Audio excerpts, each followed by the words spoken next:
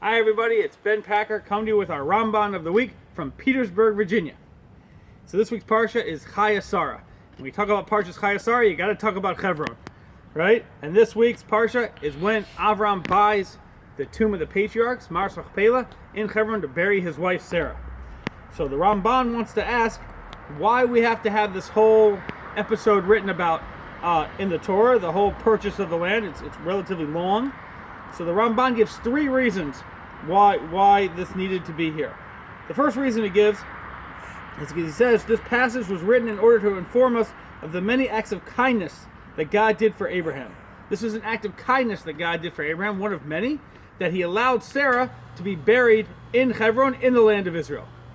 It could have happened outside the land of Israel or by the Philistines, but no, it happened in the land of Hebron, in the land of Israel, that she should be buried there. It was a kindness. Another reason is that it was a test. Abraham was being tested. We know that God tested Abraham, and one of the tests was that when his wife died, even though he was promised the land, there was nowhere for him to bury her. So he had to buy a piece of land in order to bury her. And it was a test that he would buy the land, spend his money, even though it was promised to him. He spent the money, and he got the land, and he buried Sarah. And the third reason is like this.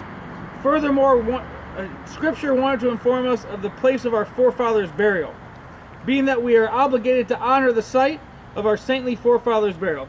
We are obligated to honor the site, and if we didn't know where it was, what could we do?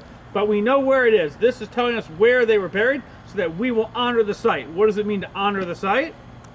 Well, we should go there, obviously, not just in Chayai Sara, but all the time.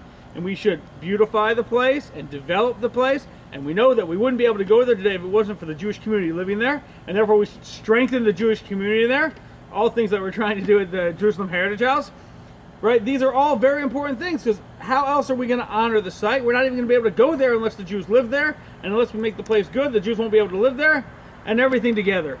So in order to honor the site, God is telling us where it is through this purchase so we can go. But now we don't have an excuse. We know where it is.